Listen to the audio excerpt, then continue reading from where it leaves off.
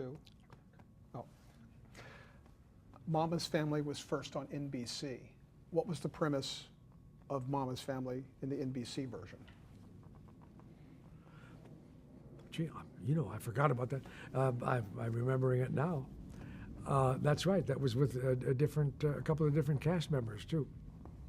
They, God, I had a neighbor. Oh God, he's a wonderful character actor. He's not with us anymore, but I'll try very hard to think about it. Anyway, he was my buddy, and we were a couple of kind of yokels, and I had two children. So, and I was Mama's son, which is the character that I kept playing. But after we were on the network, we were on NBC, apparently we weren't rating well enough, and so we were canceled. And I had two young teenagers on that show. And then I showed up for work after they called me and they said, we've sold it to syndication, so we're going to be doing Mama's Family again. Oh, great news. And I drove over to Fox where they were shooting it, drove into the parking lot, and I got out of my car and I heard somebody say, "Hi, Uncle Vint." And I turned around and it's a young actor I've never seen before in my life. And I didn't know they had changed the format at all. They just didn't fill me in on anything. Anyway, I was the last one to know. And then I wound up with this young man whom they'd obviously hired to try to appeal to a young teenage girl audience, I think, and it worked. He got a lot of fan mail. That was Alan Kaiser? Yes, Right. Alan Kaiser. Nice young guy. Alan is no longer in the business, I don't think. The last time I saw him, he had moved back to Kansas City. He was a good guy. But he's got kids, and they're back there, so he changed his whole lifestyle. But in the NBC version, Rue McClanahan was in the cast, right? Betty White was in the cast of that NBC version, right? They went later to the Golden Girls. So it seems like some of the characters just were eliminated when it came back in syndication, right? Yeah. Okay. And then we miss them so much because they're both so good. But they had gotten this wonderful job, and they lasted for years, and that show did great on the network, for years. They had great writers. It's an excellent show. And I loved Rue, and I loved Betty, and I've known them both. I met Rue on that show, but I'd known Betty for way back. I don't even know where I met her. It was so long ago. So Vinton Harper was Mama's son, correct? Yes. Okay. And Philip was a different character back on the old Carol Burnett show. How would you describe your character of Vinton? What was he like? Vinton Harper? Yeah, yes. Well, he's a good-natured guy, and he is dumb, and he knows he's dumb, and he's frustrated by it once in a while. But in the meantime, he loves his family, and they're a bunch of misfits, and he doesn't really know that, But he's going on day to day. He's got a job. He's a locksmith, and he's supporting his kids. But he's living with Mama in the basement, and he married this girl that Mama can't stand. But Mama can't stand most people, and she had a little meaner edge to her when they were doing the sketches. Played by Dorothy Lyman, right? Dorothy Lyman played my wife. Yes, and she was this. Well, very much like this character that she was playing on All My Children when she was on that, which overlapped with Mama's Family. Opal, on All My Children. Yeah, Opal, yes. Yeah, I went someplace with her during the run, and out on the street. We went to the theater, and boy, everybody knows her. I mean, she's like a big star, everybody knew her. And anyway, she was kind of this, she dressed in a kind of a flamboyant way, and she was a little, edgy. You know, she had a lot of boyfriends, and Mama was always making jokes about that and nailing her. And anyway, they were a family. You know, like any family, but they were just a little more colorful than most, and it was great fun. And like I say, it was like going home. I knew Vicky from way back. I met Vicky when she was so young, and she played Carol Burnett's sister on what they had as a running sketch in those days. Did you draw inspiration for your character from anything in life, or did you just kind of invent? Well, I've met many people like that. When I was in the Army, I was stationed in the South all the time. And there were characters that I could draw on. They were all guys my age. Yuko were all draftees, mostly of. And a lot of them were just farm kids, and they were just right off the farm, and not just in the South either. I went in from Chicago. I was from Moline, Illinois. I had to go up to Chicago to be inducted. And all of these guys, everything between Chicago and Moline is farm. You know, it's all corn. And these guys came from all of these farm communities. And so they were all these guys. They were all Vinton Harper, but not dumb necessarily. It's just, you know, they had no exposure to the world. They hadn't been out there. And they'd probably lived at home, and everything was new, and the food was terrible, and they were lonesome and all that. And there were a couple of guys, when I finally got stationed on a permanent basis to Fort Bragg, North Carolina, there were a couple of guys, these little stocky guys, you know, they were really wiry and tough, but they were real short, and so they gravitated toward each other. They were always together. They went everywhere together. And we're standing in the line for mess to go and eat. And back of me are these two guys, and they're wrestling like usual. They're doing horseplay. And he said, "Ow, what are you doing? What are you hugging me? What are you hugging me for?" And he said, "'Cause I love you, Skeeter." And I remembered that, and that became Dorothy Lyman's nickname. It was a term of affection, of course. But I drew on quite a few of the guys that I met in the Army. Since you originated the character, I mean, they gave you a new character for Mama's Family. Did you have input into how it was written or creating it from the beginning? No, it was all on the page. They wanted this certain character, and I decided to. I wasn't going to walk away from it. I was going to take the job. Were there problems early on with the show in terms of it evolving from kind of a sketch originally on Carol Burnett show to being a full-blown sitcom, especially with the character of Mama? There were a couple of things got in the way, sort of. Now, the people who created those characters were the people who created them on television, and they came in and did that family sketch all the time. They were both very skilled writers, but they needed more time than you're usually allotted, and so that was a little bit of a problem. And then they wanted to change directors, and they hired one of the guys who'd been with Carol Burnett show for years, and he's very good. He just was different. And then they thought, well, we got to do something, so they kept him on. Roger, they kept him on, and hired Harvey Korman to come in and be an associate director. To handle the heavy-duty comedy or something, I don't know. Roger could handle it, but they thought not at the time.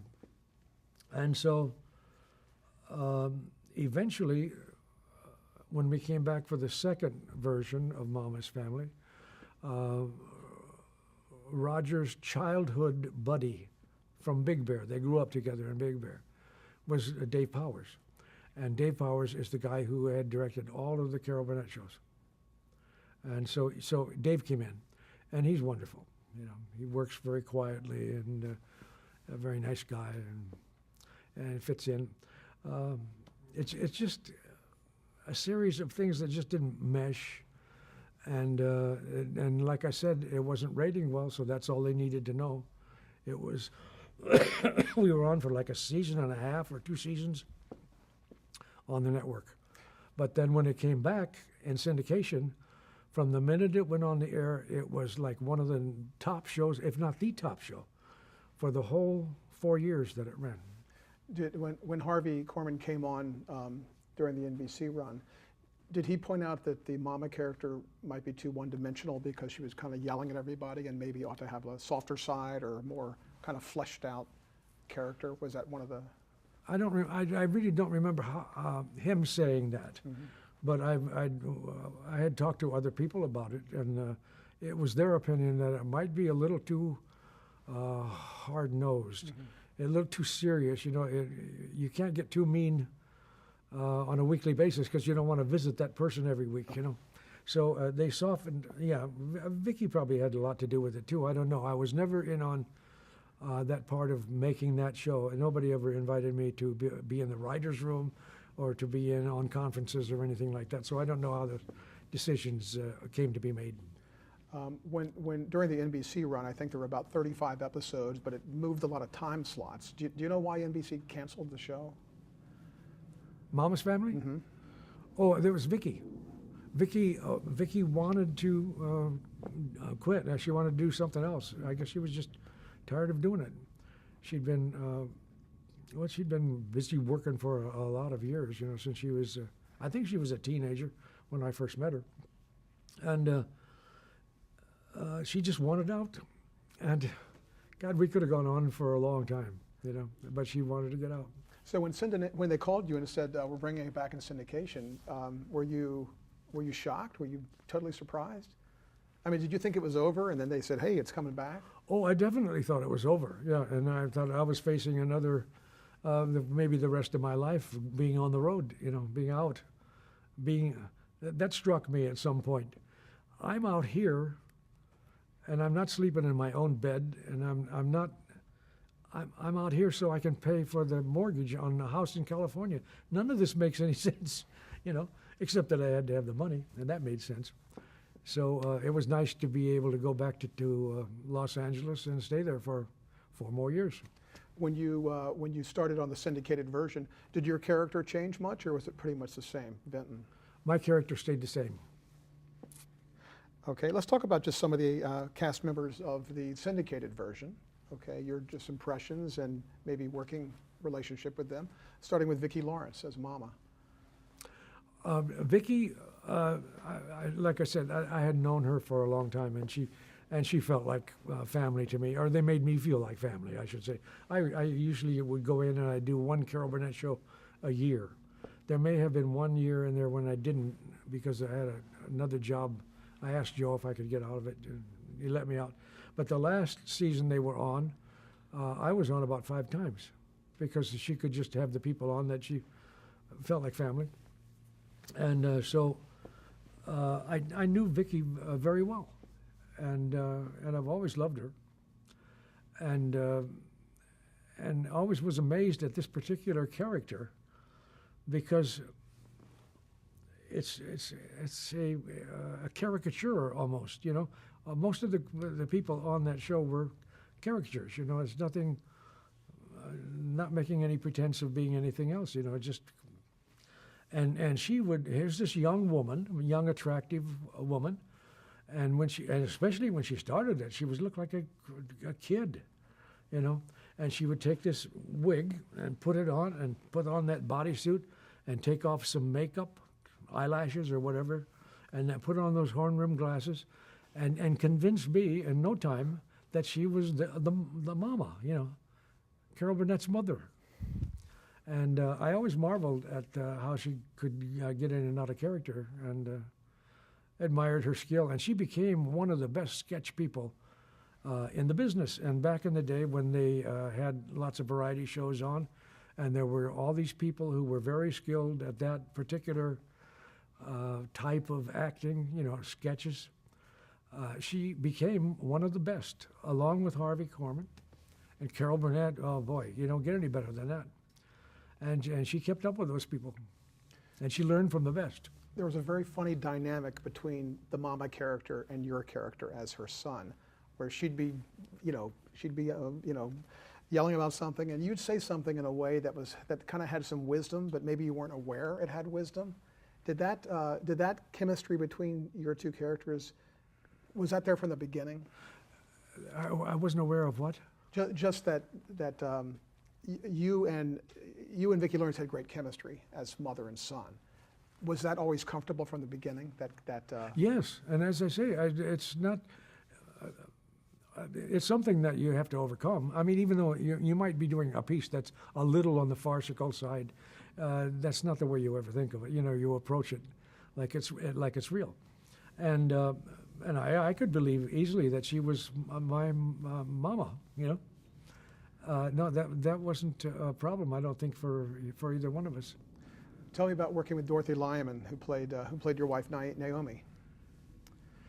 Dorothy, I had never met in my life, and during the run of the Carol Burnett show, they used to stop everything. They'd schedule, their whole schedule was built so that they could have a lunch hour when Carol and Vicki could go and watch All My Children on television. That was probably the days before they had VCRs. And anyway, she was doing All My Children in New York and doing Mama's Family in Los Angeles. And she was doing a split week. She would do her work there, and then she'd get on a plane and come out here and do the other character. And then she'd go back. And for a while there, she probably didn't know what coast she was on, you know. She's, and she was doing a very similar character, I guess. I never saw that soap opera. I never watched any soap opera. And the funny thing is, as I pointed out before, when I was out going to the theater and out among them, everybody knew who she was. I mean, she was like a big star. And I found that out in summer stock. You know, once in a while they'd hire people from a soap opera. I don't know, I don't have any idea who they are. And they come in and they sell tickets like crazy. You know, they fill the theater. And I never even heard of them. One of the new characters in the syndicated version was Iola, the next door neighbor, played by Beverly Archer. What were your impressions of her? Well, I loved her. I had a girlfriend at the time named Brenda, and she and Robert Bernard was her husband's name. And we've spent many times at their house. She was a great entertainer. I mean, at home. She was a great cook, and they were great hosts, and they really took it seriously and fed you well. And every time we went there, I had great fun. And Robert's gone now. I saw her just recently, strangely enough, at Billy Barnes' house. You know, he had his 85th birthday party, and she was there.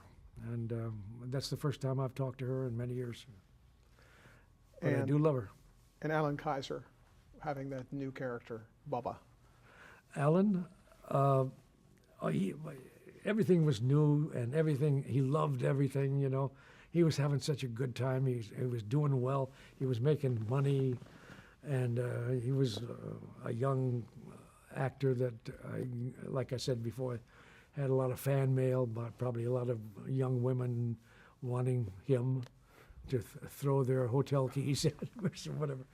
And he handled it very well, but some of it, you know, he did what everybody else does and went a little over the top with his personal life. But he settled down and got married, and he's seen the light now. He's not, and I've talked to him on the phone, and I've had lunch with him when he was in town, but that's all been quite a while ago. I haven't talked to Alan in quite a while now. Why do you think Mama's Family was more successful in syndication than on NBC? Beg your pardon? Why do you think Mama's Family was more successful in syndication? You know what? Nobody's ever asked me that question. I have no idea. I don't know why it wouldn't be just as good on the network. And in spite of the fact there were some different cast members, why not? Why wouldn't they buy it then?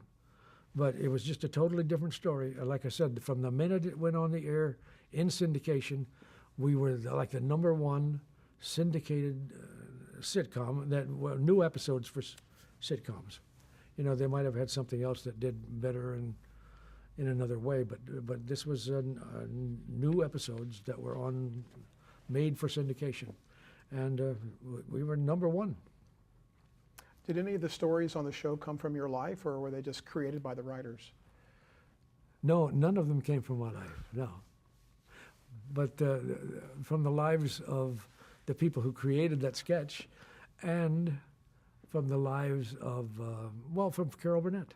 She had relatives that came to mind when she was doing that part, and there were people. Well, the man whose name I cannot remember, who created it, a man and a woman. They were based on his family, and that had that little mean edge to it. Mm-hmm. You know, it was like it drove him crazy. You know, because he was the guy, he was the Philip character. Mm-hmm. Who were successful, and there were all these crazy people back home asking him, you know, when he's going to get a real job.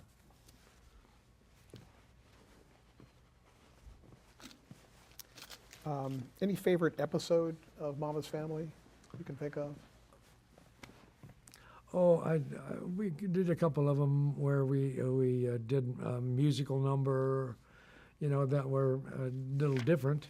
But I liked them all. I liked them all.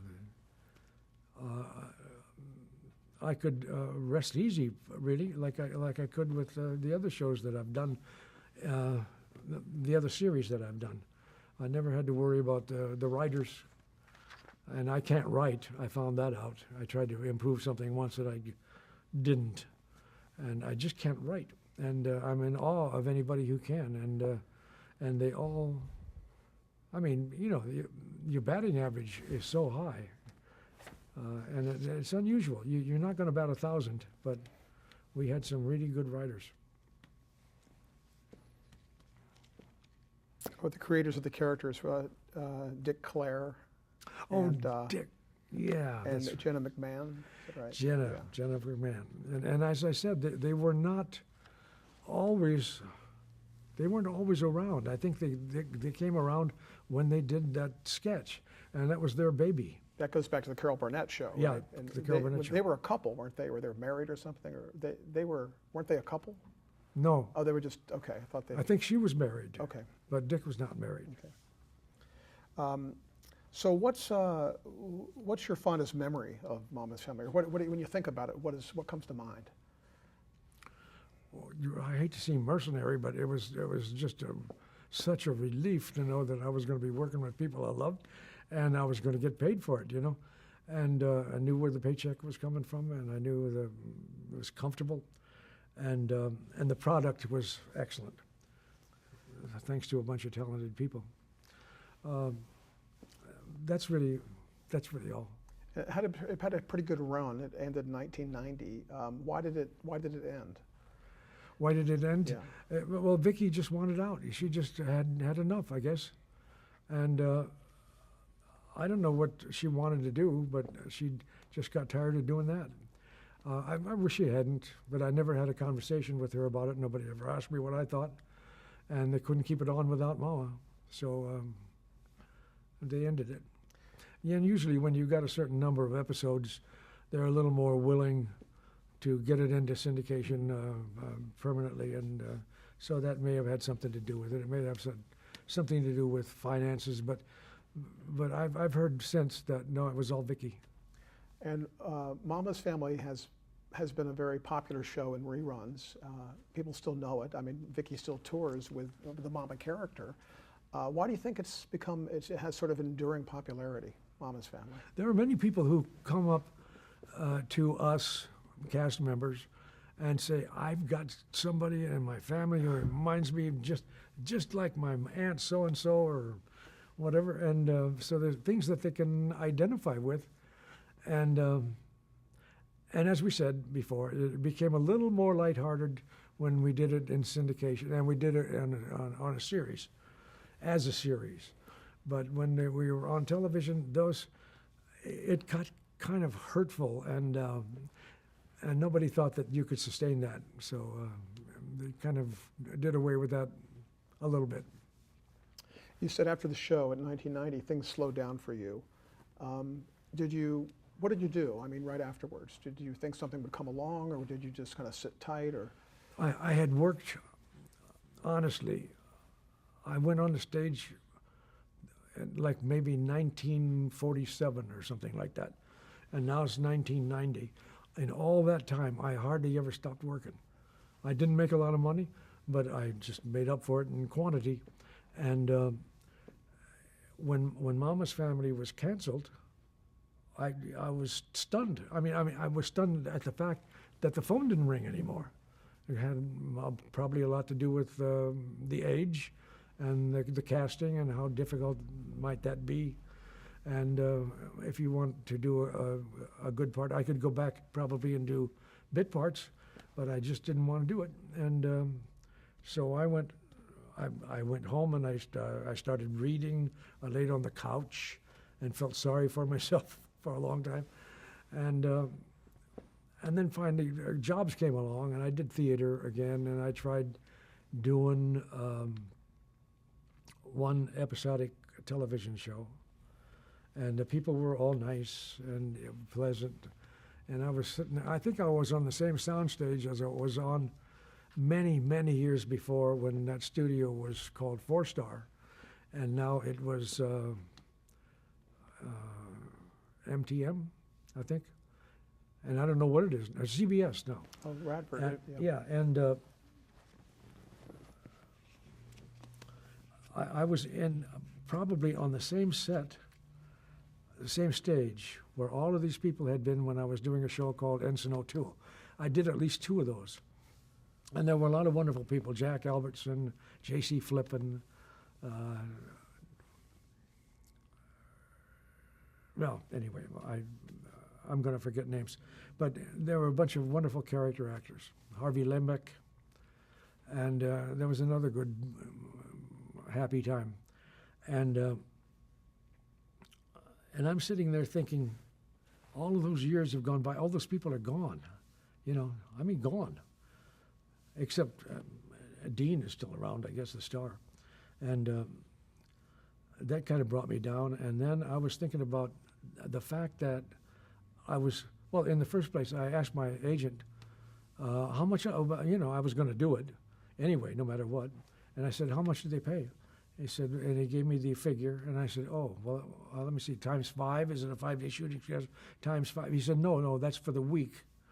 So and I started to think, I'm making maybe a couple of times, maybe 3 times what I used to make when I was first starting, only now I'm paying for a house. The same house that I lived in then would be maybe 17, 18 times more. And I'm thinking, this doesn't make any sense. Why don't I just hang it up? And I pretty much did. I never wanted to. I've missed it, but there's nothing I can do about it. I'm not anxious to go out again. And unless you're currently on television, you can't do that kind of work. You won't sell tickets. So, I had a good run, and as you can see, I've enjoyed the heck out of it. I just loved it. In 1993, Vicki Lawrence was doing a daytime talk show called Vicki, and she brought the cast of Mama's Family back together. Uh-huh. How was that experience for you, going back on after about 2 or 3 years? Well, just an observation about that, and that is that everybody, I didn't realize I had such a lousy memory, but I did. They would ask about, the audience would have questions about Mama's Family and that episode and so on. And Alan Kaiser particularly remembered almost word for word what the lines were. And everybody else remembered everything except me. And I'd say, and somebody wrote a letter saying, what kind of dementia is he suffering from? But they all run together. F Troop runs into the next one, maybe in terms of remembering specific moments and specific episodes, and they all kind of run together for me now.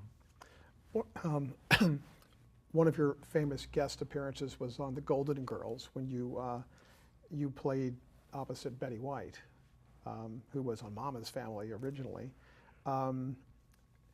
and you were the high school sweetheart of her character, Rose, on the Golden Girls. How was that? What was that like for you?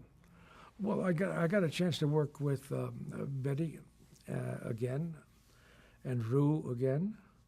I didn't really get to know Bea very well. I think she was having a bad time, bad day, or bad week, whatever it was. So she wasn't too thrilled.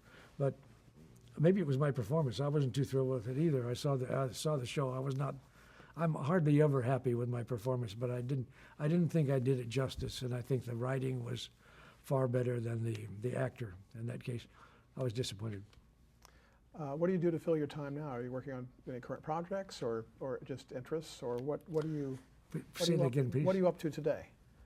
Today, I don't do anything. I just wherever my day takes me, you know. And unfortunately, you know, at my age, you spend a lot of time going to doctors. And I don't want to, and I don't want to take all those pills. But unlike every old guy, you do.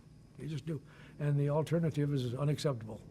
So I'm planning on sticking around for a while. Do you watch television? Do you keep up with current TV shows? I don't. There are so many television shows, even that were popular when I was young and when I was working, that I just never saw, and I have no explanation for it. Sometimes I've caught them later in syndication and enjoyed them very much, but I don't watch a great deal of television. I see some. There's a couple of cable things that I've watched that I like, and Any favorite shows you watch, or any shows you don't want to miss that come on? well, I just watched a syndicated show last night that I like very much. It's called Justified, and it's very good, excellent show. What about the characters you've played in your career? You've had a very long career. Any favorites for you, or do you have a favorite character that you've played? Because it was the first, and I was 30 years old, at least. It was F Troop. I have never been that happy in my life. I just walked on air for a long time, and it never let me down. I mean, I felt like that every day going to work, and I felt like that. I knew how lucky I was at the time, and I certainly was. And just to get to go to work doing something that you love to do is such a heads up.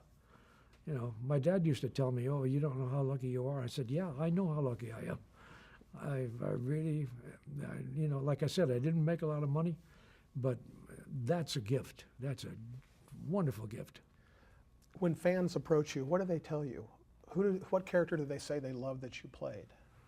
Well, amazingly, it's all three. They do remember the highlights of my career, and they talk about it, and they probably exchange notes about it. The communication is so different than it was when I was young. You know, I talk to people and they never raise their eyes. You know, they're always texting somebody, and the younger people, and so they communicate all the time. And if they have any interest as fans, they will exchange information, and they will absorb information, and they pretty much know what you've done, if they know me at all. You know, like I say, I don't look anything like I used to, but if they recognize me, then they'll talk about any one of those three shows, or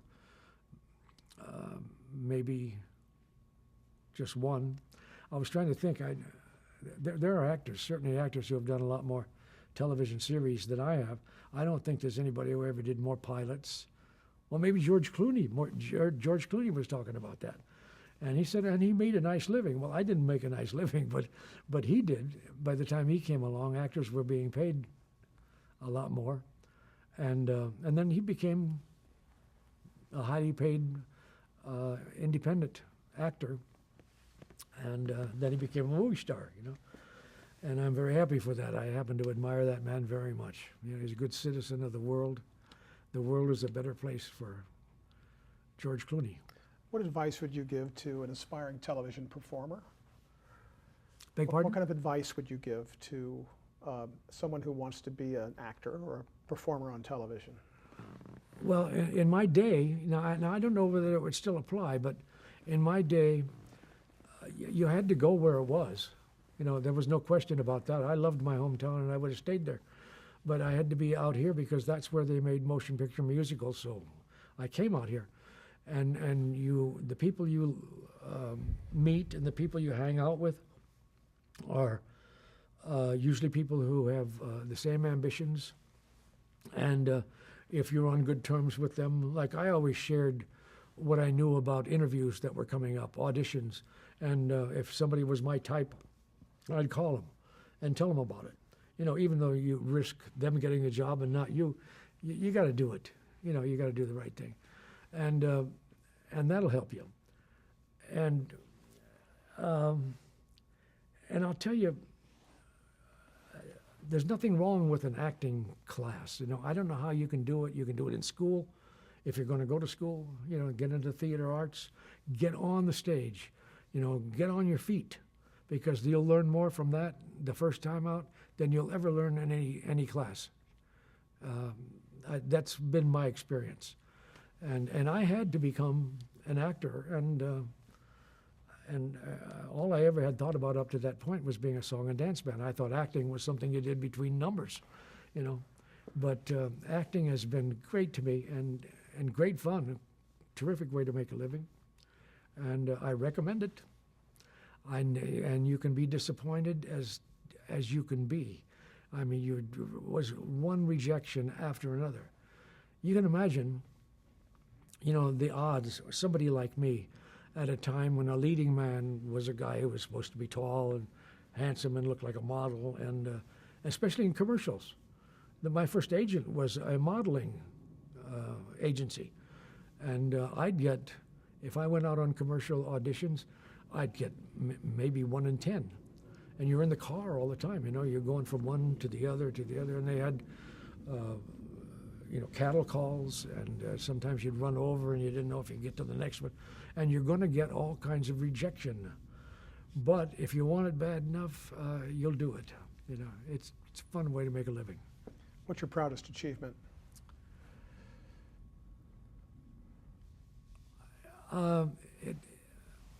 It really is, professionally, it really is F2. I think I had a lot to do with the creation of that character, over and above what those writers had on the page, and they had a lot. They were very good. But I came up with a lot of the physical comedy, and to be entrusted with that on that level, and I've been a day player up to then. That was a big treat for me, and the things that I did in the theater with Billy Barnes and all of those people.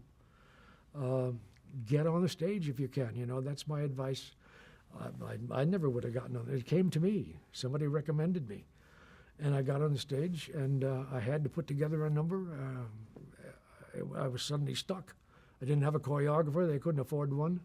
And I put together these numbers, and one of them really did well. And then Billy used me in all of his shows. And I made, even if I was only making $50 or $75 a week, a lot of people saw it. You know, you got to get out there, and you just get on your feet and do it. Maybe something will happen. Yeah. Any big regrets? Oh, about the life that I chose? No, not a bit, not one. I wish I had gotten rich and famous, and you know, but you can't have. You know, how many people do that? Well, you're certainly famous. You're gonna get an argument on that. How would you like to be remembered? A working actor who tried never to step on anybody's lines or upstage anybody. I mean, that, you know, just do the right thing and be on time and know your lines. And that's basically what I did for years. I just wanted to not be getting in anybody's way. I didn't want to cost anybody any money. Everything moved fast, and you had to know your lines, and you had to be there. Thank you, Ken Berry. Thank you.